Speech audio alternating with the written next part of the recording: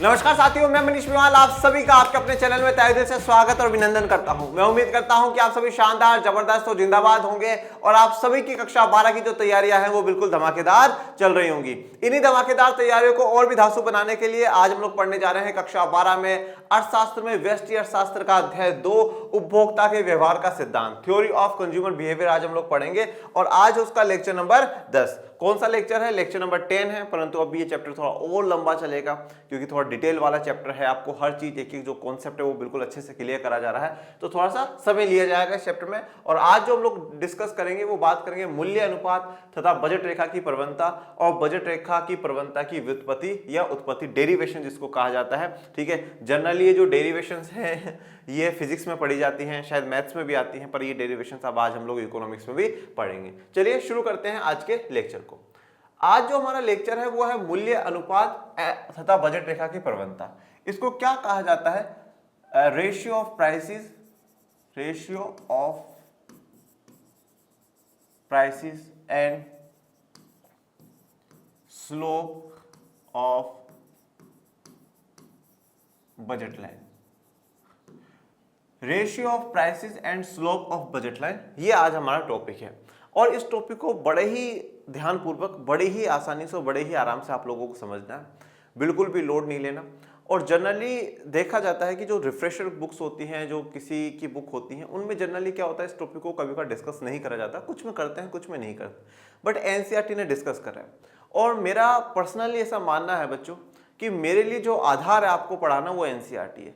मैं दूसरी किताबों का सहायता ले सकता हूं, मैं दूसरी किताबों में से कुछ एक्स्ट्रा कंटेंट डाल सकता हूं, बट मैं एनसीईआरटी को नहीं छोड़ सकता। एनसीईआरटी का तो मैं शब्द से शब्द भी आपके दिमाग में डालना चाहता हूं, क्योंकि आप जिस भी बोर्ड से बिलोंग करते हैं, चाहे आप उत्तर प्रदेश बोर्ड से हैं, चाहे आप मध्य प्रदेश बोर्ड से, चाहे राजस्थान बोर्ड से, चाहे बिहार बोर्ड से, किसी भी बोर्ड से, चाहे सीबीएसई बोर्ड से हो, किसी भी बोर्ड से अगर आप पढ़ रहे हैं, तो इन सभी बोर्ड ने जो अपनी तरफ से एक ऑथराइज्ड किताब चला रखी है वो एनसीईआरटी चला रखी है। और जब वो पेपर को सेट करते हैं तो वो एनसीईआरटी में से सेट करते हैं, जब वो चेकिंग के लिए कॉपीज आती है तो वो एनसीईआरटी का बेस मान करके आती है। तो इसलिए एनसीईआरटी एक प्रकार से हमारे लिए बिल्कुल आधार है, हम उसको नहीं निकाल सकते। अगर हम उसको निकाल देंगे ना तो सब कुछ गिर जाएगा। जैसे कि फॉर एग्जांपल आज मैं आपको एक उदाहरण देता हूं कि जैसे मान लीजिए कि मैंने ये यूं रख रखा है और अगर मैं पहले फोन को खींचूंगा ना तो ऑटोमेटिकली ये वाला जो रिमोट है ये रिमोट गिर जाएगा बेटा। उसी प्रकार से एनसीईआरटी हमारा क्या है? आधार है। एनसीईआरटी हमारा बेस है। अगर हम उसको खींच लेंगे ना तो सब कुछ गिर जाएगा, सारा नॉलेज हमारा बेकार हो जाएगा, दूसरी सारी बुक्स बेकार हो जाएगी जब तक हम लोग एनसीईआरटी को नहीं पढ़ेंगे। इसलिए एनसीईआरटी के हर वर्ड को, एनसीईआरटी के हर टॉपिक को, एनसीईआरटी के हर कॉन्सेप्ट को बिल्कुल आपको पी जाना है, उसमें बिल्कुल भी 0% भी आपके दिमाग में डाउट ना रहे। इसलिए हम एनसीईआरटी का टॉपिक बाय टॉपिक जो है एक एक कवर करते जा रहे हैं और मैं कोशिश करता हूं कि एक लेक्चर में मैं एक ही टॉपिक कवर करूं, जिससे कि क्या है, आपको आसानी से सिर्फ आप उसी पे फोकस कर पाए और आप उसको अच्छे से तैयार कर ले और फिर नेक्स्ट डे नेक्स्ट टॉपिक के लिए आप रेडी रहे। तो आज जो हम लोग डिस्कस करेंगे वो हमारा है मूल्य अनुपात तथा बजट रेखा की प्रवणता या ratio of prices and slope of budget line. Last lecture में हम लोगों ने क्या जाना, पहले हम थोड़ा सा लास्ट लेक्चर की चर्चा कर लेते हैं। लास्ट लेक्चर में हम लोगों ने बात करी थी किसकी? बजट रेखा की, या जिसको कहा जाता है बजट लाइन। बजट रेखा या बजट लाइन जिसको कहा जाता है, ये हम लोगों ने लास्ट लेक्चर में देखा था। अब ये बजट रेखा या बजट लाइन क्या थी? हमने इसमें देखा था कि जो एक उपभोक्ता होता है, जो एक कंज्यूमर है, अब हम सभी उपभोक्ता हैं। उपभोक्ता कौन है? जो किसी वस्तु का उपभोग करता हो। तो हम सभी उपभोक्ता हैं, हम किसी ना किसी वस्तु का उपभोग करते हैं, हम कपड़े का उपयोग करते हैं, मोबाइल का उपभोग करते हैं, हम अलग अलग वस्तुओं सेवाओं का उपभोग करते हैं। तो ये जो उपभोक्ता होता है इसकी एक निश्चित आय होती है, एक फिक्स इनकम होती है बच्चों, कि हाँ भैया मेरे पास इतना पैसा आएगा, मेरे पास इतनी इनकम आएगी। जैसे कि महीने के 10,000, महीने के 5,000, महीने के 100 रुपए, महीने के 1 लाख। हर व्यक्ति की एक निश्चित आय होती है, एक फिक्स्ड इनकम होती है कि साहब मुझे इतना तो इस महीने में या इस हफ्ते में या इस दिन में मुझे इतना तो मिलेगा। तो ये जो उपभोक्ता है उसकी निश्चित आय होती है। अब ये उपभोक्ता अपनी संतुष्टि के लिए अलग अलग वस्तुओं पर क्या करता है? उस पैसे को खर्च करता है कि उससे उसको संतुष्टि मिले। अलग अलग वस्तुओं पे, वस्तुओं का अर्थ यहाँ पे वस्तु और सेवा दोनों आ जाती है। तो अलग अलग वस्तु और सेवाओं पे वो पैसा खर्च करेगा कि भैया मैं आम खरीद लूं, केले भी खरीद लूं, मैं ये भी खरीद लूं, मैं ये भी खरीद लूं। अलग अलग वस्तुओं पे वो पैसा खर्च करेगा। और क्यों कर रहा है? क्योंकि उसको संतुष्टि चाहिए, अधिकतम संतुष्टि चाहिए। और अधिकतम संतुष्टि, मैक्सिमम सेटिस्फेक्शन के लिए उपभोक्ता क्या चाहता है कि जो उसकी आय है, जो उसकी इनकम है, उस इनकम में उसको ज्यादा से ज्यादा जो गुड्स वो खरीद सकता है, ज्यादा से ज्यादा जो वस्तु सेवाओं को प्राप्त कर सकता है, वो कर ले। ज्यादा से ज्यादा करना चाहता है कि भैया मैं ये भी खरीद लूं, मैं ये भी खरीद लूं, मैं ये भी खरीद लूं, मैं ये भी खरीद लूं। ये बात हम लोगों ने लास्ट में देखी थी। ये हमारा बजट कहलाता है कि बजट सीधा सा ये है कि एक उपभोक्ता का उसके आय और उसके व्यय का जो पूरा ब्यूरो होता है, पूरा हिसाब किताब होता है, उसको हम लोग बजट कहते हैं। बजट की उत्पत्ति कहां से हुई, कहां से शब्द आया, ये हम लोगों ने लास्ट में देख लिया था। अब एक उपभोक्ता के पास निश्चित आय है, इनकम उसकी फिक्स्ड है। दो वस्तु जो सामान या मार्केट में वो खरीदने जा रहा है, उनकी जो कीमतें हैं वो फिक्स्ड है कि हाँ भैया इससे ज्यादा में, इससे कम में नहीं मिलेगी, इतने में मिलेगी। अब उपभोक्ता चाहता है कि मेरी जितनी भी इनकम है मैं उसको इस प्रकार से खर्चा करूं कि मुझे ज्यादा से ज्यादा संतुष्टि मिले, अधिकतम संतुष्टि मुझे मिले, मतलब मैं ज्यादा से ज्यादा वस्तु लेना चाहूं। अब याद करिएगा, शुरुआत के उन अध्यायों की बात याद दिला रहा हूं जब मैंने आपको पहली बार यह बताया था कि अर्थशास्त्र क्या होती है। जब हमने व्यष्टि अर्थशास्त्र में, समष्टि अर्थशास्त्र में परिचय पढ़ा तो हमने ये देखा कि अर्थशास्त्र क्या है, इकोनॉमिक्स क्या है। तो मैंने ये कहा था कि अर्थशास्त्र बात करता है चयन की, कि आपको चूज करना है कि ये वाला लूं या ये वाला लूं। क्यों? क्योंकि आपके पास जो संसाधन है वो सीमित है और इच्छा आपकी असीमित है। इसलिए आप क्या करते हो, सीमित संसाधनों में से कुछ चुनते हो और अपनी उन इच्छाओं को सबसे पहले पूरा करते हो जिनसे कि आपको सबसे ज्यादा संतुष्टि मिले और सबसे बेहतर हो। तो मैक्सिमम जो यूटिलाइजेशन होना चाहिए, जो पूर्ण रूप से अच्छे से उसका यूटिलाइजेशन होना चाहिए, वो वाला हम लोग करते हैं। वही बात यहाँ पर उपभोक्ता पर भी लागू होती है। उसका जो संसाधन है, रिसोर्स है, वो उसकी इनकम है और वो उस इनकम को इस प्रकार से खर्चा करना चाहेगा कि जिससे उसको ज्यादा से ज्यादा संतुष्टि, ज्यादा से ज्यादा सेटिस्फेक्शन मिले। अब इसी सेटिस्फेक्शन को देखते हुए फिर हम लोगों ने एक वक्र बनाया था जिसको हमने बजट रेखा के नाम से जाना। और यहां पर x और ये y यहां पर दर्शाया, ये 0 या O बिंदु दर्शाया। और हमने देखा था कि हमारी बजट रेखा जो बनती है वो कुछ इस प्रकार से बनती है, बिल्कुल स्ट्रेट बनती है। ठीक है, ये हमारी जो बिल्कुल बजट रेखा है, इसको नाम दे दीजिए A point B। A B जो हमारी बजट रेखा है, बजट रेखा, ये बजट रेखा बिल्कुल स्ट्रेट बनती है, सीधी बनती हुई नजर आ रही है। ठीक है, अब ये सीधी क्यों बन रही है, ये अब आपको एक बात देखनी है कि जो स्लोप है इसका बिल्कुल सीधा है, इसका जो स्लोप है वो बिल्कुल स्ट्रेट है। तो ये स्लोप सीधा है तो क्यों है, ये सीधा स्लोप क्यों आ रहा है, ये बात हम लोगों को जाननी है। ठीक है ना, बजट रेखा में कब कहां हम क्या अचीव कर सकते हैं, क्या नहीं कर सकते, कौन सी चीज हम खरीद सकते हैं, कौन सी चीज हम नहीं खरीद सकते, ये चीजें आज के लेक्चर में हम लोगों को जाननी है। तो मूल्य अनुपात, जो प्राइस का रेशियो है, उसकी बात करेंगे। अब अनुपात क्या होता है, रेशियो क्या होता है, यह आप लोगों ने कक्षा 10 तक की गणित में पढ़ा होगा। देखिए अनुपात क्या होता है, जब जैसे मैं यूं लिखूं कि 2/3, ठीक है, 2/3, इसको ऐसे भी लिखा जा सकता है और 2:3 भी लिखा जा सकता है। इसको कहा जाता है अनुपात या रेशियो कहा जाता है। जैसे मैं कहूं कि भैया 2 भाई है और 2 भाइयों के हिस्से में 70 और 30% जमीनें आई हैं, तो उसको जैसे एक भाई का नाम x है और दूसरे भाई का नाम y है, तो यहाँ पे 70 उसके पास है और 30 इसके पास है। 0 से 0 कट गया तो मैं कहता हूं कि x/y 7/3 है। मतलब टोटल में से 7 हिस्सा x का और 30 हिस्से y के हैं। या आप दो दोस्तों, मान लीजिए 10 आपके पास फल है तो 7 फल x के पास चले गए, 3 फल y के पास चले गए। ये अनुपात है कि जितना है उसमें मेरा कितना हिस्सा है, वो हिस्से को या अनुपात को दर्शाया जाता है। तो ये जो मूल्य अनुपात है वो हम लोग यहाँ पे जानेंगे और बजट रेखा की प्रवणता या स्लोप ऑफ जो बजट लाइन है उसको समझने की कोशिश करेंगे। चलिए अब देखिए, स्लोप ऑफ बजट लाइन को समझने से पहले कुछ चीजें अपन पहले थोड़ा सा आसान भाषा में समझने की कोशिश करते हैं। सबसे पहली बात तो अगर मैं ये कहूं, आज एक दो बातें अपन मान्यता लेकर के चल रहे हैं।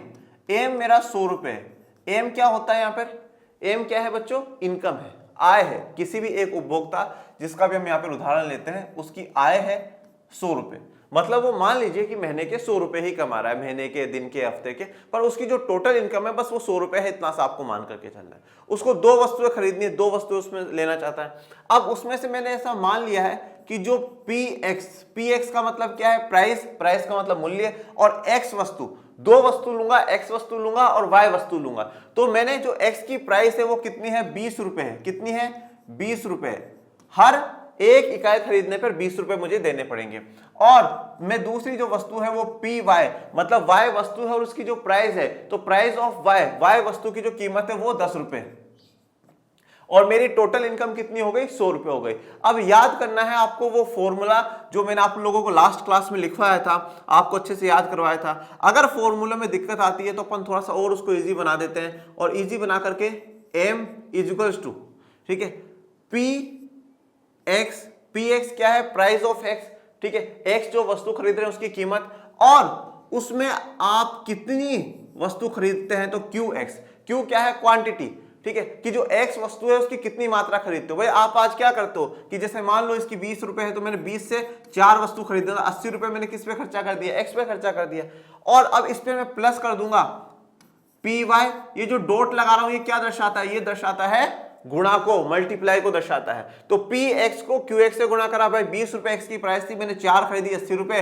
अब यहाँ पे पी वाई है तो जैसे मान लीजिए मैंने 10 रुपए और 2 खरीद लिया तो 20 रुपए। अब ये 80 प्लस 20 कितना हो गया, 100 रुपए अपना हो गया। और एम क्या है, एम इसके बराबर हमारी इनकम, मतलब मैं हमेशा उतना ही खर्चा कर सकता हूं, मैं उतना ही खरीद सकता हूं जिसमें या तो मेरी इनकम उतना इनकम से कम हो या इनकम के बराबर हो, ठीक है। तो ये हमारा एक फॉर्मूला होता है, ये हमारी एक समीकरण होता है, और इसी समीकरण के हिसाब से हम आगे का पूरा खेल समझेंगे। ये सबसे इजी तरीके से आप याद कर सकते हैं, आपको इसमें रट्टाफिकेशन करने की कोई जरूरत नहीं है कि पी एक्स क्यू एक्स, मतलब आप जो भी एक्स वस्तु खरीदेंगे उसका मूल्य को टोटल जितनी मात्रा खरीद रहे हैं उससे गुणा कर देंगे, फिर प्लस करेंगे दूसरी वस्तु में वाई की जो प्राइस है उसको उसकी वाई की मात्रा से गुणा कर देंगे। अब एम मैंने यहाँ पे पहले लिख दिया है, कुछ बच्चों को इसमें समस्या आ रही होगी कि सर गुरुजी आपने पहले तो और कुछ लिखवाया था, तो मैं यहाँ पे लिखता हूँ कि P X dot Q X plus P Y dot Q Y is equals to M, ठीक है। अब लास्ट के लेक्चर्स में मैंने फॉर्मूला कुछ इस प्रकार से लिखवाया था कि भैया पी एक्स वन, ठीक है, पी एक्स वन और फिर क्यू एक्स वन, ओके। तो वहां पर एक्स वन और एक्स टू माना था अपन ने वस्तुओं को, पर अब अपन ने थोड़ा सा आसान बना दिया आप लोगों के लिए, एक्स और वाई दो वस्तु मान लेते हैं, प्राइस ऑफ एक्स को क्यू एक्स से गुणा कर देंगे, फिर पी वाई और क्यू वाई को, और ये टोटल हमारा एम। तो एक तो जो हमारी शर्त बनती है बच्चों, एक शर्त तो हमारी ये कि भैया हमारी जो भी है वस्तु है वो हमारी आय के बराबर होनी चाहिए। इसके अलावा एक शर्त हमारी ये भी है कि P X Q X plus P Y Q Y is less than M, मतलब इन दो शर्तें होंगी तभी हम खरीद पाएंगे।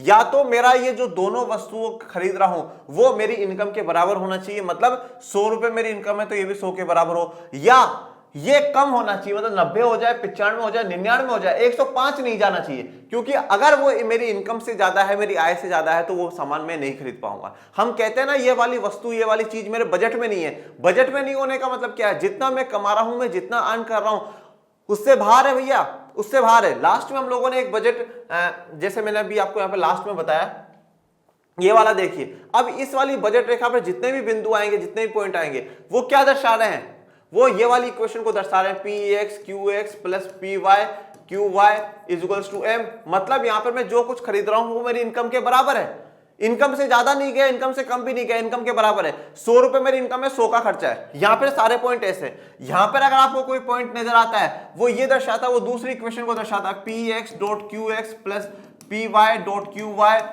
Is less than M. मतलब मेरी इनकम 100 रुपए और खर्चे अभी 90 के हुए हैं, मतलब मैं ये चीजें खरीद सकता हूं क्योंकि अभी भी 10 रुपए बच रहे हैं, तो 90 रुपए तक का तो सामान अपन खरीद सकते हैं। पर अगर कोई पॉइंट यहां पर देखने को मिले बजट रेखा के बाहर, तो वो फिर हम नहीं खरीद सकते, क्योंकि ये हमारे बजट से बाहर है। ये मेरी इनकम अगर 100 रुपए है तो वो 110 120 के सामान मुझे मिल रहे हैं, ओके। तो यहां पर दो ही इक्वेशन लग सकती है, तभी आपको आप उसमें खरीद सकते हैं। या तो आप जो वस्तु सेवा खरीद रहे हैं वो आपकी आय के बराबर हो या आय से कम होनी चाहिए। चलिए, अब मैं अगर आपसे पूछता हूं एक छोटा सा सवाल, और बड़ा आसान सा सवाल आप लोगों के लिए है कि अगर मैं ये कहूं कि अगर मेरी एम, मतलब जो इनकम है वो 100 रुपए है, और एक्स की जो प्राइस है वो 20 रुपए, और वाई की जो प्राइस है वो 10 रुपए। अब आपसे कोई पूछे कि भैया एक्स की अधिकतम कितने आप वस्तु खरीद सकते हैं, या एक्स की अधिकतम इकाई कितनी खरीद सकते हैं, कितनी यूनिट खरीद सकते हैं, कैसा पता लगाओगे? सोचो सोचो सोचो सोचो, कैसे पता लगाओगे कि भाई एक्स की कितनी इकाई खरीद सकते हो? अब आप ऐसे गुणा करने में 20 40 60 80 100 5 खरीद लेंगे सर। अब एक बात बताओ, यहां पर मैंने 10,000 लिख दिया और यहां पर मैंने 10 रुपए लिख दिया, तो फिर कैसे पता लगाओगे? तो फिर ऐसे गिनने थोड़ी बैठ जाओगे वहां पे एग्जाम हॉल में, कैसे पता लगा? अपन इसका फॉर्मूला निकाल लेते हैं। क्या निकाल लेते हैं? फॉर्मूला निकाल लेते हैं, और फॉर्मूले से हम पता लगाएंगे कि मैं एक्स वस्तु की अधिकतम कितनी इकाइयां खरीद सकता हूं और वाई वस्तु की मैं अधिकतम कितनी इकाइयां खरीद सकता हूं। तो यहां पर अपन लिख देते हैं x वस्तु की अधिकतम इकाइयां, x वस्तु की अधिकतम इकाइयां, मतलब ये अधिकतम होगी, इससे ज्यादा मैं नहीं खरीद सकता, इससे ज्यादा मैं नहीं खरीद सकता। ये कैसे पता लगाएंगे? तो ये पता लगाने के लिए अपन एक फॉर्मूला रखते हैं, m बटा पी एक्स। क्या लिखा? m बटा पी एक्स, मतलब m क्या है? मेरी आय, और उसमें जो x वस्तु की प्राइस है, जो मूल्य है, वो मैं क्या कर दूंगा? भाग दे दूंगा। तो m कितना है मेरा? 100 रुपए बच्चों, और प्राइस ऑफ x कितना है? 20 रुपए बच्चों। इसको 0 से 0 काट दिया, 2 पंजे 10, मतलब अधिकतम जो मैं इकाई खरीद सकता हूं वो कितनी खरीद सकता हूं? 5 खरीद सकता हूं। अधिकतम मैं इकाई खरीद सकता हूं वो 5 खरीद सकता हूं। तो अगर कभी भी ऐसा एग्जाम में आपसे पूछ लिया जाए कि इस वस्तु की अधिकतम इकाइयां कितनी खरीदी जा सकती है, तो आप इस प्रकार से पता लगा सकते हैं। वैसे ऐसा सवाल पूछा नहीं जाएगा, पर मेरा जिम्मेदारी है कि आपका बेसिक से बेसिक कॉन्सेप्ट क्लियर हो। अब इसी प्रकार से अगर अपन देखें कि मुझे y की अधिकतम वस्तु कितनी खरीद सकता हूं, तो मैं लिखता हूं कि y वस्तु की अधिकतम इकाइयां, y वस्तु की अधिकतम इकाइयां, कि y वस्तु की अधिकतम इकाई में कितनी खरीद सकता हूं। तो उसके लिए भी अब हमारा फॉर्मूला आएगा। फॉर्मूला वही है कि टोटल इनकम में से मैं P Y, price of y को डिवाइड करके दे दूंगा। तो अब मेरी टोटल इनकम कितनी है? 100 रुपए है, और यहां पर 10 रुपए से भाग दिया तो पता चला 10। मतलब अब यहां पर एक बात ध्यान रखनी है कि मैं x वस्तु की अधिकतम जो इकाइयां खरीद सकता हूं वो 5 खरीद सकता हूं, y वस्तु की अधिकतम इकाइयां खरीद सकता हूं 10 खरीद सकता हूं। अब यह बात भी आपको ध्यान रखनी है कि जब मैंने x की 5 वस्तुएं खरीद ली, x की 5 वस्तुएं खरीद ली, तब मैं y की एक भी वस्तु नहीं खरीद पाऊंगा, क्योंकि 5 वस्तुएं खरीदने का मतलब है एक वस्तु 20 रुपए, तो 5 वस्तुएं 100 रुपए की हो गई, तो मेरे पास बचे ही नहीं। तो मैंने सारा का सारा पैसा कहां खर्च कर दिया? मैंने x वस्तु पे खर्चा कर दिया। और अगर मैं y वस्तु की अधिकतम इकाइयां खरीद लेता हूं, जो मैक्सिमम है, मतलब 10 वस्तुएं खरीद लेता हूं x y वाली, तो मैं x की एक भी यूनिट नहीं खरीद पाऊंगा। क्यों? क्योंकि y वस्तु की कीमत 10 रुपए और 10 यूनिट खरीद रहा हूं, तो 100 रुपए हो गए, तो मेरा पैसा खत्म हो गया, पैसा खत्म हो गया। तो हमारा यहाँ पर मेरा कहने का अर्थ तात्पर्य सिर्फ और सिर्फ इतना सा है कि अगर आप बजट रेखा को उठा करके देखते हैं और बजट रेखा में ये देखेंगे कि भैया ये अपना y और ये अपना x, तो अब x की कितनी है? हाईएस्ट 1 2 3 4 और 5, हाईएस्ट 5 आपको पता है, तो आपको उससे आगे जाना नहीं है। और ये 10 है, तो 2 4 6 8 और 10। और अब अगर ये इस प्रकार से बजट रेखा आ जाएगी, अगर मैं जब y की 10 खरीद लूंगा, तो मेरा x कितना होगा? 0 होगा। x कितना होगा? 0 होगा। और जब मैं x 5 के 5 खरीद लूंगा, तब मेरा y कितना हो जाएगा बच्चों?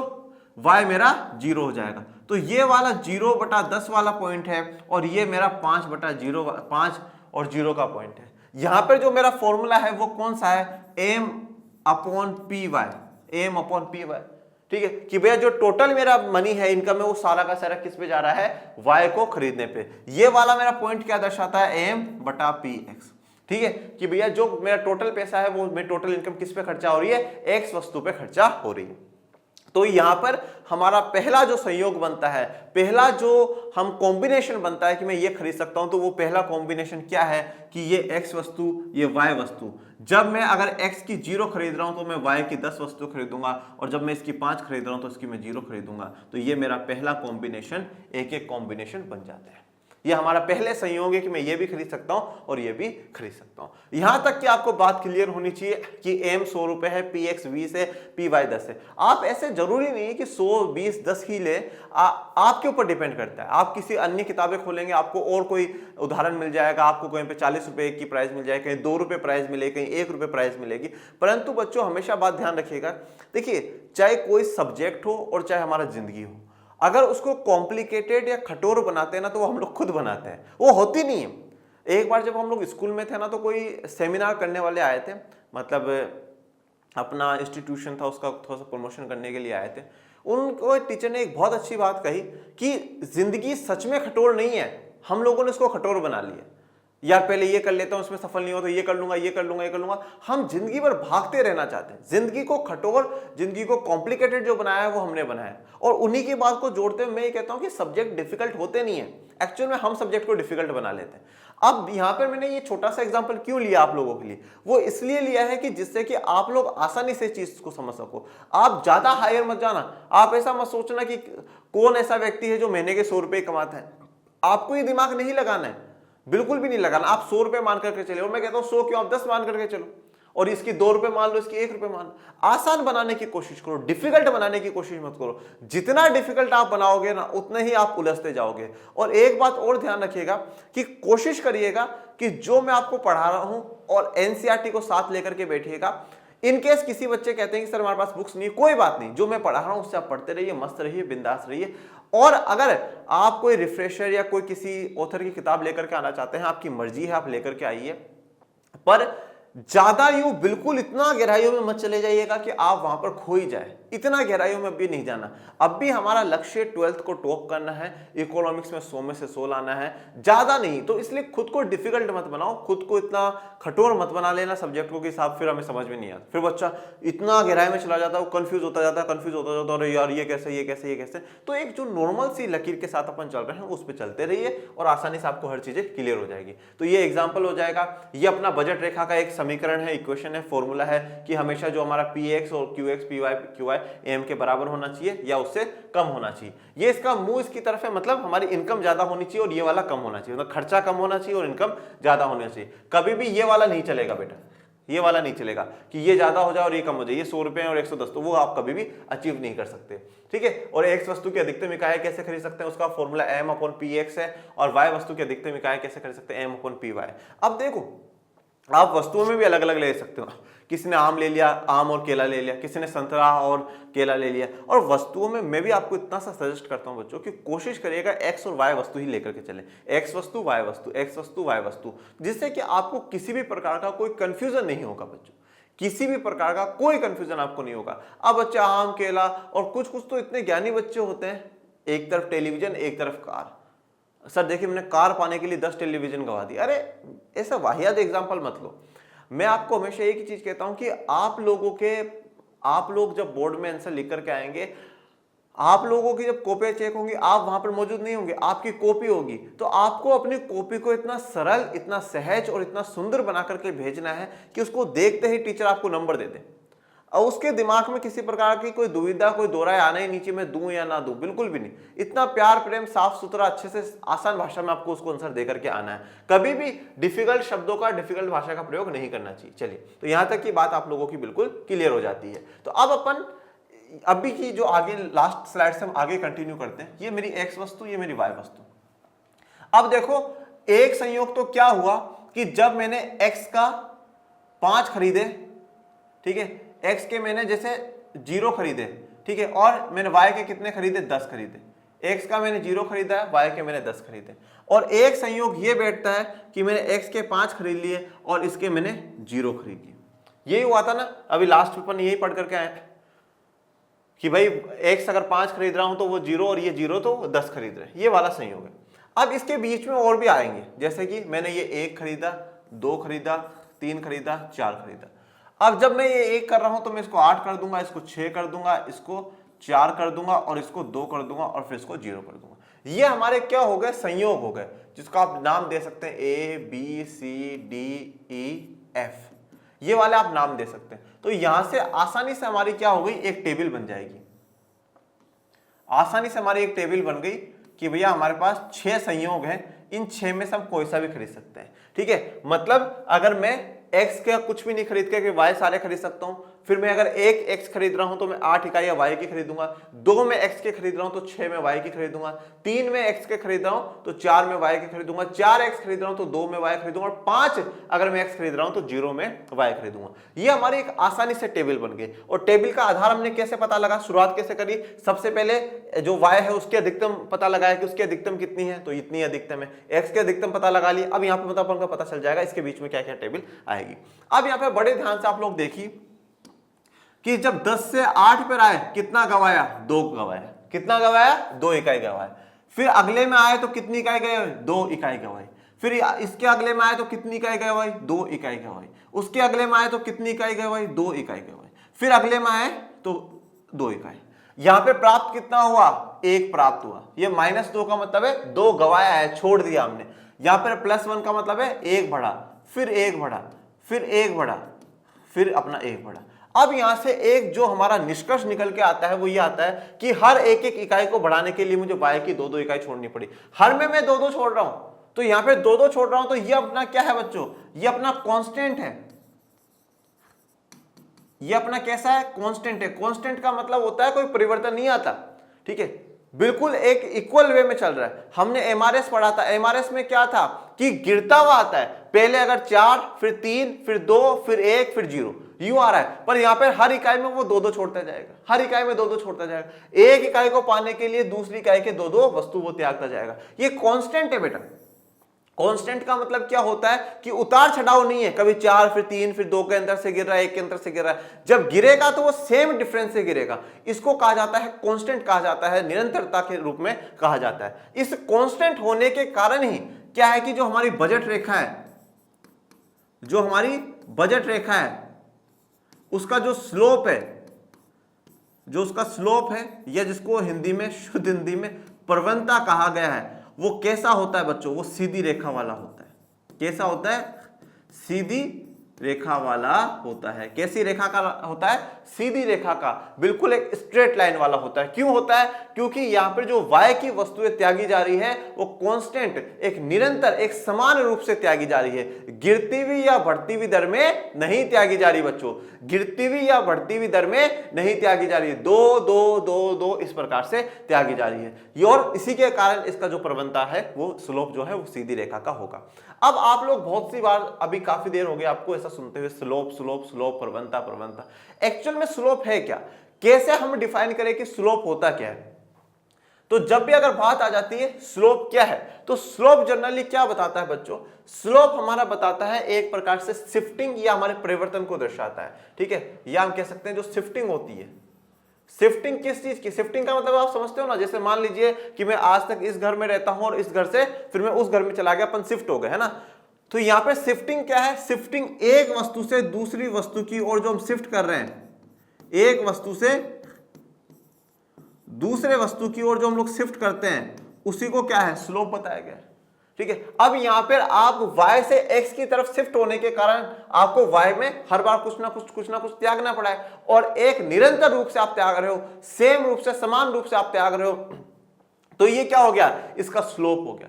तो अगर आपसे पूछ लिया जाए बजट रेखा का स्लोप या बजट रेखा की प्रवणता कैसी होती है, तो आप कहेंगे सीधी रेखा होती है, निरंतर समान होगा, कोई उसमें उतार चढ़ाव नहीं आएगा। अभी तक की कहानी में जितना भी आप लोगों ने आज तक के में पढ़ा है, जितनी हम लोगों ने इकोनॉमिक्स पढ़ी है, उस इकोनॉमिक्स में देखें तो अपन ने 3-4 कॉन्सेप्ट अभी तक पढ़े हैं। जैसा पहला एक कॉन्सेप्ट याद करिएगा कि मैंने आपको पढ़ाया था पीपीसी वाला। कौन सा वाला पढ़ाया था, पीपीसी, या जिसको कहा जाता है पीपीएफ, ठीक है, प्रोडक्शन पॉसिबिलिटी कर्व या प्रोडक्शन पॉसिबिलिटी फ्रंटियर, और हिंदी में इसको हमने लिखा था सीमांत उत्पादन संभावना, सीमांत उत्पादन संभावना या सीमांत उत्पादन वक्रवाद। जब सीमांत उत्पादन संभावना मैंने आपको पढ़ाया था, तो इसमें मैंने याद करिएगा अपॉर्चुनिटी कॉस्ट के बारे में पढ़ाया था, अवसर लागत के बारे में पढ़ाया था, और मैंने ये कहा था बच्चों कि अवसर लागत, एक कुछ पाने के लिए हमें कुछ ना कुछ त्यागना पड़ता है, एक कुछ पाने के लिए हमें कुछ ना कुछ खोना पड़ता है। तो यहां पर जब औसी पढ़ाया जाता है तो एमआरटी पढ़ाया जाता है, मार्जिनल रेट ऑफ ट्रांसफॉर्मेशन। और मार्जिनल रेट ऑफ ट्रांसफॉर्मेशन हमेशा क्या होता है, बढ़ता हुआ रहता है, इंक्रीज होता है, इंक्रीज होता है। और जब ये इंक्रीज होता है ना बच्चों, उसी के कारण याद करिएगा कि पीपीएफ का मैंने आपको वक्र कैसा बनाया था, पीपीएफ का वक्र कुछ यूं बना था, ऐसे ही बना था। तो ये हमारा x हो गया, ये हमारा y हो गया, ये हमारा 0 हो गया, और ये क्या हो गया, पीपीसी हो गया हमारा, ऐसा बना था। मतलब इसका जो फेस आप देख रहे हो वो किसकी तरफ है, मूल बिंदु की तरफ है। और जब मूल बिंदु की तरफ फेस होता है तो ऐसे वक्रों को हम लोग क्या कहते हैं, कॉनकेव कहते हैं। क्या कहते हैं, कॉनकेव कहते हैं। क्या कहते हैं, कॉनकेव कहते हैं। उसके बाद हमने जो दूसरा कॉन्सेप्ट पढ़ा, दूसरा कॉन्सेप्ट अपन लोगों ने कौन सा पढ़ा था, दूसरा कॉन्सेप्ट अपन लोगों ने पढ़ा आईसी का, या जिसको इंडिफरेंस कर्व या अनदिमान वक्र कहा गया, अनदिमान वक्र कहा गया। अब ये जो आईसी का जब पढ़ा, इंडिफरेंस कर्व, अनदिमान वक्र, इसमें आप लोगों ने क्या जाना, इसमें अपन लोगों ने क्या पढ़ा था, कौन सा कॉन्सेप्ट पढ़ा था, जल्दी से कमेंट करो, कौन सा कॉन्सेप्ट पढ़ा है? यहां पर पीपीसी पीपीएफ में ओसी एमआरटी मैंने आपको पढ़ाया था, यहां पर कौन सा पढ़ाया है? यहां पर पढ़ाया एमआरएस। क्या है? एमआरएस। कौन सा? मार्जिनल रेट ऑफ सब्स्टिट्यूशन, ठीक है, सीमांत प्रतिस्थापन की दर, ठीक है, ये अपन लोगों ने पढ़ाया था। और ये जो एमआरएस है वो लगातार क्या हो रहा था? गिरता हुआ जा रहा था, डिक्रीजिंग था, हर बार गिर रहा था। पहले 16 से 12 पर आए तो 4 का डिफरेंस, फिर 12 से 9 पर गए 3 का डिफरेंस, फिर 9 से 7 पर गए 2 का डिफरेंस। और ये क्यों था? क्योंकि जैसे जैसे मैं एक वस्तु को ज्यादा इस्तेमाल करता जा रहा हूं तो उससे मेरी एमयू जो है, सीमांत उपयोगिता है, वो कम होती जा रही है, उसकी इच्छा कम होती जा रही है। इसलिए मैं दूसरी वस्तु को कम क्या कर रहा हूं? त्याग कर रहा हूं, जिससे कि वो भी इस्तेमाल करता रहूं। डिक्रीज हो रहा था। अब जब ये डिक्रीज हो रहा था, इसी के कारण जो इसका जो स्लोप बना वो कुछ यूं बना। तो ये अपना y, ये अपना x, ये 0। और ये जो स्लोप बना इसको हमने क्या कहा? कॉन्वेक्स कहा। हमने अंदिमान वक्र की विशेषताओं में पढ़ा था ना कि मूल बिंदु के उत्तल होगा, ठीक है, convex to the origin, origin की तरफ कॉन्वेक्स है, यूं है ये यूं है। आप याद रखिएगा कि यूं है। देखिए ये जो जैसे चांद का टुकड़ा नहीं होता, यूं चांद का टुकड़ा होता है, ये चांद का टुकड़ा यूं है। इस प्रकार से एमआरएस के टाइम अब ये क्यों है? क्योंकि ये डिक्रीज हो रहा है। यहां पर ये कॉन्केव क्यों बना? क्योंकि इंक्रीजिंग फॉर्म में था, एमआरटी लगातार बढ़ रहा था। और यहां पर ये कॉन्वेक्स क्यों बना? एमआरएस गिर रहा था। तो अब आपको स्लोप समझ में आना चाहिए। प्रवणता क्या है? प्रवणता एक्चुअल में इसका शेप है कि भैया आप एक वस्तु को पाने के लिए जब दूसरे को त्याग रहे हो तो उससे स्लोप कैसे बन रहा है, कैसा स्लोप आ रहा है। तो अब यहां पर जब लगातार एमआरटी बढ़ रही थी तो स्लोप हमेशा कैसा होगा? कॉनकेव होगा। कैसा होगा? कॉनकेव होगा, ऐसा होगा, मतलब वो यूं रहेगा, ठीक है, मतलब उसका जो फेस है वो मूल बिंदु की तरफ रहेगा। और जब वो कॉन्वेक्स होता है तो उसका फेस मूल बिंदु से ऊपर की तरफ चला जाता है, जैसा कि यहां पर दर्शाया गया। अब ये क्यों है? ये एमआरएस गिरने के कारण है। तो हमेशा अगर आपसे पूछ लिया जाए कि भैया जब भी हम इंडिफरेंस कर्व या अंदिमान वक्र बनाते हैं तो जो स्लोप होता है वो कॉन्वेक्स क्यों बताया गया है? वो किसके कारण है? वो एमआरएस के कारण है। तो अगर आपसे पूछा जाए कि आईसी की प्रवणता कौन तय करता है, इंडिफरेंस कर्व या अंदिमान वक्र की प्रवणता कौन तय करता है, स्लोप जो है आईसी का कौन तय कर रहा है, तो आपका जवाब आना चाहिए एमआरएस। क्या आना चाहिए? एमआरएस। और यही इसका पूछ लिया जाए तो एमआरटी। आपसे पूछ लिया जाए इसका कॉनकेव क्यों है तो बोले एमआरटी बढ़ती, कॉन्वेक्स क्यों है? एमआरएस गिरता है। अब आ जाओ हमारी आज की कहानी पे। अब आज की कहानी में हम लोग क्या बात कर रहे हैं? आज हम लोग बात कर रहे हैं बजट लाइन की। किसकी बात कर रहे हैं? बजट लाइन की। और इसे हम हिंदी में क्या लिखते हैं? बजट रेखा लिखते हैं। अब बजट रेखा में ये बात देखिए कि कैसा है, हमारा कांस्टेंट है, हमारा जो स्लोप होगा वो कांस्टेंट होगा। कांस्टेंट होने का मतलब क्या है? यहां पर ये बढ़ रहा था तो इसलिए कॉनकेव बन गया, ये गिर रहा था इसलिए कॉन्वेक्स बन गया, पर ये कांस्टेंट है, दो के अंदर से गिर रहा है, दो के अंदर से गिर रहा है, ना बढ़ रहा है ना गिर रहा है, घट रहा है। इसलिए हम हमेशा हमारी बजट लाइन कैसे हो जाती है? वो ऐसी हो जाती है, बिल्कुल एक सीधी रेखा, एक स्ट्रेट लाइन खींच दी जाती है। क्यों? क्योंकि हमारा यहां पर जो स्लोप है वो कांस्टेंट होगा, निरंतर होगा, समान होगा। ये आपको प्रवणता के बारे में, स्लोप के बारे में जो बेसिक जानकारी है वो दी गई। तो हमेशा अब पूछ लिया जाए कि बजट लाइन की प्रवणता या बजट लाइन का जो स्लोप है वो कैसा होगा, बिल्कुल एक सीधी रेखा होगी, एक स्ट्रेट लाइन आप लोगों के लिए होगी। ठीक है, तो यहां तक आपको ये तीनों बातें मैंने क्लियर कर दी। एक बार अपन वापस से पीछे की स्लाइड्स पे आ जाते हैं जिससे कि आपको चीजें आसानी से समझ में आ जाए। तो ये बजट रेखा, बजट लाइन क्या है? उपभोक्ता की एक निश्चित आय होती है और वो उसको अपनी वस्तुओं पर खर्चा करता है, तो ये आय है, ये बजट रेखा दर्शाया है। ये जो आपको दो इक्वेशंस यहाँ पर पढ़ाई हैं, ठीक है, हमने मान लिया कि m 100 रुपये है, पी एक्स की वैल्यू जो x वस्तु उसकी प्राइस 20 रुपये है, यहाँ पे 10 रुपये है, ठीक है। और ये वाली इक्वेशन और ये वाली इक्वेशन, दो इक्वेशन में हम पॉसिबल है x वस्तु की अधिकतम इकाई कैसे निकालेंगे, y वस्तु की अधिकतम इकाई कैसे निकालेंगे, ये अपन ने यहाँ पे दर्शा दिया। उसके बाद यहाँ पे टेबल के साथ बता दिया स्लोप क्या होता है, प्रवणता क्या होती है, वो आपको समझा दिया। और जो अभी तक जितना भी अपने पढ़ा है, चैप्टर 1 व्यष्टि का, चैप्टर 1 समष्टि का और चैप्टर 2 व्यष्टि का, इन सब का जो सार था वो कहीं ना कहीं इन वक्रों में है। स्पेशली व्यष्टि का चैप्टर 1 और चैप्टर 2 का सार आपको देखने को मिल गया। अब यहाँ से आपको पता होना चाहिए कि कब कॉनकेव बनता है, कब कॉन्वेक्स बनता है, कब कॉन्स्टेंट बनता है। चलिए अब जो थोड़ी बहुत एनसीईआरटी की परिभाषा है उस पर एनसीईआरटी की तरफ भी थोड़ा सा झांक लेते हैं। बजट रेखा पर किसी भी बिंदु के विषय में सोचिए। ये बिंदु एक ऐसे बंडल को दर्शाता है जिसमें उपभोक्ता का पूरा बजट व्यय होता है। देखिए अब इसने क्या बोला है, बजट रेखा पर किसी भी बिंदु के विषय में सोचिए। किसी भी बिंदु के विषय में सोचने का मतलब यह है ठीक है, किसी भी बिंदु के बारे में सोचने का मतलब ये हो जाएगा यहाँ पे कि चाहे आप ये वाला पॉइंट ले लो, ये वाला ले लो, ये वाला ले लो, ये वाला ले लो, ये वाला ले लो और ये वाला ले लो, कोई सा भी ले लो, उन पर उपभोक्ता अपना जो पूरा आय है उसको क्या कर रहा है, खर्च कर रहा है। तो किसी भी बिंदु की आप बात कर लीजिए तो वहां पर क्या है, हर बिंदु पर बंडल को दर्शाता है और उपभोक्ता का जो पूरा बजट है वो व्यय होता है, पूरा बजट का खर्चा होता है। जैसे मैंने कहा एक्स और वाई, मैं ये 0 खरीद रहा हूं, ये 10 खरीद रहा हूं, तो मैंने 10 × 10 कितने 100 रुपए खर्च कर दिए। फिर मैंने कहा ये 1 और ये 8, ये 20 रुपए की है, तो 20 को 1 से गुणा करोगे 20 और 8 को 10 से गुणा करोगे 80, तो 100 रुपए। अब ये 10 और 20 कहां से आया, तो मैंने कहा एक्स वस्तु की हर इकाई की जो प्राइस है वो 20 रुपए होगी और उसकी 10 रुपए होगी। फिर यहाँ पे 2 करा, यहाँ पे 6 करा, तो 2 को 20 से गुणा करो कितना आता है, 40 आता है, और 6 को 10 से गुणा करो 60 आता है, तो 60 + 40 कितना हुआ, 100। तो कोई सा भी बिंदु उठा करके देख लीजिए, उपभोक्ता वहां पर अपना जो पूरा बजट है वो खर्चा करेगा, पूरा बजट को व्यय करेगा। मान लीजिए कि अब उपभोक्ता केले की 1 इकाई अधिक लेना चाहता है, तब वह ऐसा तभी कर सकता है जब वह दूसरी वस्तु की कुछ मात्रा को छोड़ दे। अब देखिए आप यहाँ पे मान लीजिए जो केला है उसको आप x ले लीजिए, ठीक है। अब केले की वो 1 मात्रा बढ़ाना चाहता है, जैसे कि 0 से 1 आया, तो उसको जो दूसरी वस्तु है उसकी कुछ मात्रा को छोड़ना पड़ेगा, y की 10 से 8 करना पड़ेगा। आप यहाँ पे केला लिखिए, आम लिखिए, x वस्तु y वस्तु लिखिए, आप लिख लीजिए, x वस्तु चलने दीजिएगा। जैसे आप यहाँ पे लिख सकते हैं कि मान लीजिए कि उपभोक्ता x वस्तु की 1 इकाई अधिक लेना चाहता है, तो उसे जो दूसरी वस्तु y वस्तु उसकी कुछ मात्रा त्यागनी पड़ेगी। यदि उसे केले की एक अतिरिक्त इकाई की चाहत है तो उसे आम की कितनी मात्रा छोड़नी पड़ेगी। अब आम क्या है, आम अपने यहाँ पर फॉर्मूले में y वस्तु है, आम अपने y वस्तु है। तो इसने पूछा कि अगर वो केले की इकाई को बढ़ाना चाहता है, केले का उपभोग बढ़ाना चाहता है, तो उसको y का कितनी मात्रा छोड़नी पड़ेगी, कितना वो छोड़े जिससे कि उसको y छोड़ दे और x की उसको संतुष्टि हो जाए, कितना छोड़ना पड़ेगा। ये दोनों वस्तुओं की कीमतों पर निर्भर करता है। तो यहां पर x को बढ़ाने के लिए वो y को कितना त्यागे, ये 2 चीजों पर हमेशा निर्भर करेगा बेटा। एक तो उपभोक्ता की आय पर, इनकम पर, और दूसरा दोनों वस्तुओं की कीमतों पर।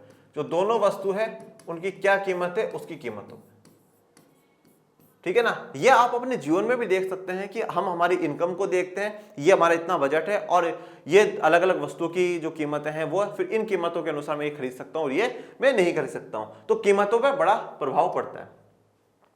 केले की 1 इकाई का लागत P1 है, ठीक है, अतः उसे आम पर P1 मात्रा के बराबर अपना व्यय घटाना पड़ेगा। P1 से वह वस्तु 2 की P2 इकाइयां खरीद सकता है। अब इसने क्या कहा कि जो केले की 1 इकाई उसकी लागत, मतलब केले की जो मूल्य है, जो प्राइस है, उसको क्या मान लिया उन्होंने, P1 मान लिया। क्या मान लिया, P1 मान लिया। और अपन क्या कहते हैं कि जब केला x है तो इसका Px हो गया, ठीक है, और उसे आम पर P1 मात्रा के बराबर अपना व्यय घटाना पड़ेगा, ठीक है। और आम हमारा क्या था, y है, ठीक है। और अब y कितना छोड़ेगा वो, कि जिससे कि वो 1 मात्रा बढ़ सके, ठीक है भैया। अब भी अपन ने ये कहा था ना कि x 0 और ये 10 और ये अब 8, तो ये 1 कितना छोड़ा, कि जिससे कि इसकी 1 इकाई खरीदी जा सके। इसने बोला कि अगर मैं 1 इकाई कम करूंगा तो 10 रुपए ही है, तो 10 तो नहीं 20 का आएगा, मतलब इसकी 2 इकाई छोड़ू तब मैं 1 इकाई खरीद सकता हूं। मतलब जितने में ये खरीद सकूं उतना मुझे यहां पर छोड़ना पड़ेगा। मुझे यहाँ पे 20 रुपए कम करने पड़े, यहाँ पे 2 इकाई छोड़नी पड़ेगी, क्योंकि 20 रुपए कम हुए तभी जाके मैं वहां पे सामान खरीद सकता हूं। वही बात यहाँ पर बोली गई है। अतः यदि उपभोक्ता केले की एक अतिरिक्त इकाई चाहते हैं, मतलब एक्स वस्तु की एक अतिरिक्त इकाई चाहते हैं, तो वो अपनी संपूर्ण आय को व्यय करती है, तो उसे आम की P1 P2 इकाई छोड़नी पड़ेगी। और अगर वो वस्तु की पूरा खरीदना चाहता है तो उसको जो संपूर्ण वो छोड़ना पड़ेगा। मतलब वो आप मान लीजिए 5 और 0 वाला जो एग्जाम्पल था वो वाला यहाँ पे लागू हो जाता है। दूसरे शब्दों में दी गई बाजार की स्थितियों में उपभोक्ता वस्तु 1 को वस्तु 2 की जगह P1 P2 की दर पर प्रतिस्थापित कर सकता है। मतलब प्राइस 1 Px और Py इस पे प्रतिस्थापित कर सकता है। ये अभी अपन लोग, मैं आपको जो बजट रेखा की व्युत्पत्ति है अभी इसी लेक्चर में बताऊंगा, तब आपको ये और भी क्लियर हो जाएगा कि Px/Py क्या है। बजट रेखा की प्रवणता का निरपेक्ष मूल्य उस दर को मापती है जिस पर उपभोक्ता आम के बदले केले खरीदती जब वह अपना संपूर्ण बजट खर्च कर से वह वस्तु देती है। देखिए बजट रेखा की प्रवणता का निरपेक्ष मूल्य का मतलब होता है एब्सोल्यूट वैल्यू होती है बेटा। क्या होती है, एब्सोल्यूट वैल्यू होती है। एब्सोल्यूट वैल्यू का मतलब क्या है, देखो एब्सोल्यूट का साइन ये होता है बेटा, यूं, ठीक है। ये मैंने जैसे इसमें 2 लिखा, तो जब आप इसको एब्सोल्यूट से बाहर निकालोगे तो वो 2 ही आएगा। पर मैंने अगर ऐसे मान लीजिए एब्सोल्यूट में -5 लिखा, तो आप इस एब्सोल्यूट से बाहर निकालोगे तो भी ये 5 ही आएगा, मतलब माइनस हट जाता है। एब्सोल्यूट का साइन ये है, मतलब ठीक है, ये ये एब्सोल्यूट। ये निरपेक्ष जो मूल्य है, बजट रेखा का जो निरपेक्ष मूल्य है, उस दर को मापती है जिस पर उपभोक्ता आम के बदले केले खरीदता है। तो ये उस दर को, उस रेट को मापता है जिस पर आम के बदले में केले खरीदता है, और जब वह अपना संपूर्ण बजट खर्च कर से वो वस्तु देता है और अपना जो संपूर्ण बजट उस पर खर्चा कर देता है। अब बात करते हैं बजट रेखा की प्रवणता की व्युत्पत्ति। बजट रेखा की प्रवणता पूरी बजट रेखा पर केले की प्रति इकाई परिवर्तन की स्थिति में आम हुए परिवर्तन की मात्रा का मापन करती है। तो बजट रेखा की जो प्रवणता है, अब आपसे पूछ लिया जाए बजट रेखा की प्रवणता क्या है, तो पूरी बजट रेखा पर केले के प्रति इकाई, आप लिख लीजिएगा एक्स वस्तु की जो प्रति इकाई है उसके परिवर्तन की स्थिति में आम में हुए परिवर्तन की मात्रा का मापन करती है। कि भाई एक्स की हर वस्तु बढ़ाने के लिए मुझे एम कितना, वाई कितना, वाई वस्तु की कितनी मात्रा छोड़नी पड़ी, उसका मापन करती है, उसको मेजर करती है। तो अब हम इसका जो डेरिवेशन, व्युत्पत्ति का मतलब क्या होता है बेटा, डेरिवेशन, कि मतलब ये कैसे, किस प्रकार से ये डेराइव हुआ है, किस प्रकार से ये जो बजट रेखा का जो स्लोप है वो किस प्रकार से निकल करके आया है, वो अपन लोग थोड़ा सा जान लेते हैं, फिर आज जो हमारा लेक्चर है वो कंप्लीट हो जाएगा। देखिए, हमें एक बात ध्यान रखनी है कि जब हम बात कर रहे हैं स्लोप की या प्रवणता की, तो मैंने आपको एक चीज बार बार सिखाई है कि जो त्याग करता है वो हमेशा ऊपर रहता है। त्यागी का समाज में, राष्ट्र में, हर जगह क्या है, ऊंचा स्थान माना जाता है। तो त्याग हमेशा कौन कर रहा है, वाय वाला कर रहा है। तो चेंज इन वाय, वाय में जो परिवर्तन आ रहा है, ये जो यहाँ पर त्रिभुज का आकार बनाया जाता है, इसको मैथ्स की भाषा में डेल्टा कहा जाता है। क्या कहा जाता है, डेल्टा कहा जाता है। डेल्टा ये ज्योग्राफी वाला नहीं है ठीक है, ज्योग्राफी वाला डेल्टा नहीं है जो नदियां जब जाती है सागर में गिरती है तब उस समय जो शेप बनाती है, वो वाला डेल्टा नहीं। यहाँ पर डेल्टा या इस त्रिभुज का मतलब होता है परिवर्तन, कि कितना परिवर्तन हुआ है। तो वाय में जितना परिवर्तन हुआ है उसको डेल्टा एक्स से भाग दे दिया जाता है, ये वाली बात है। ठीक है, delta Y upon delta X, ये अपना स्लोप है कि भैया वाई में कितना परिवर्तन हुआ है और उसमें एक्स को कितनी बढ़ोतरी मिली है। अब अगर इस डेरिवेशन को मैं थोड़ा सा एक बार आगे बढ़ाऊं, मैं change in Y, change in Y का मतलब है, मैं ऐसा लिख सकता हूं कि एम अपॉन पी वाई, मतलब एम मतलब मेरी total income upon P Y, कि भैया जो मेरी वाई की प्राइस है वो, और ये मेरा क्या हो गया, चेंज इन वाई आ गया कि भाई वाई में इसी के हिसाब से परिवर्तन आएगा, मेरी इनकम कितनी और फिर मैं उस पर, और ये चेंज इन एक्स को अगर मैं देखूं तो एम अपॉन पी एक्स ये आ जाएगा, और ये मेरा क्या हो गया, ये मेरा हो गया चेंज इन एक्स, और ये मेरा क्या हो गया, चेंज इन वाई हो गया। ठीक है, अब आपने मैथ्स में छोटी क्लासों में ये बात पढ़ी होगी कि जो फोर्थ टर्म होती है वो हमेशा किसके पास जाती है, फर्स्ट वाले के पास जाती है। तो एम गुणा पी एक्स, और यहां पर पी वाई है, और ये जो थर्ड वाली टर्म है वो सेकंड वाले के पास जाती है, तो ये एम। अब ये जब आपने लिख लिया है तो अब इसको एम से एम काट सकते हैं। एम से एम आपने काट दिया तो आपके पास जो फॉर्मूला निकल के आया वो क्या आया, P X upon P Y.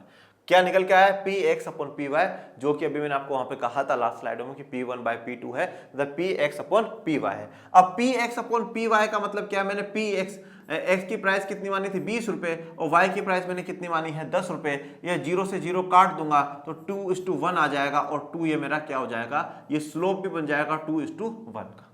मतलब क्या कह रहा हूं कि यहां पर क्या कहा गया है कि मुझे हर दो इकाइयां छोड़ने पे मुझे एक हमेशा मुझे मिलती जा रही है। अब आप जैसे किताब में देखेंगे तो आपको देखने को मिलेगा कि minus P X upon P Y है, ये हमेशा स्लोप माना जाता है किसका, बजट रेखा का। बजट रेखा का जो स्लोप होगा प्रवणता आएगी। अगर आपसे एमसीक्यू में पूछ लिया जाए भाई बजट रेखा की प्रवणता क्या है, तो P X upon P Y है, minus P X upon P Y है। तो minus P X upon P Y, ये माइनस क्यों आया, क्योंकि आपको पता होना चाहिए कि हमने हर बार जो दो इकाइयां घटाई हैं, दो इकाइयां घटाई है, दो इकाई में छोड़ता जा रहा हूं, जब छोड़ता जा रहा हूं तो और जो बड़ा होगा उसका साइन माना जाएगा। तो यहाँ पे 2 बड़ा या 1 बड़ा, तो 2 बड़ा तो माइनस वाले का साइन आता है, इसलिए हम इसको माइनस लेकर के चलते हैं। तो ये हमारा बजट रेखा की प्रवणता होती है। ये आपको दर्शाया गया है कि हम इतना चेंज x में हो रहा है, इतना x1 x2 में, y में इसमें हो रहा है।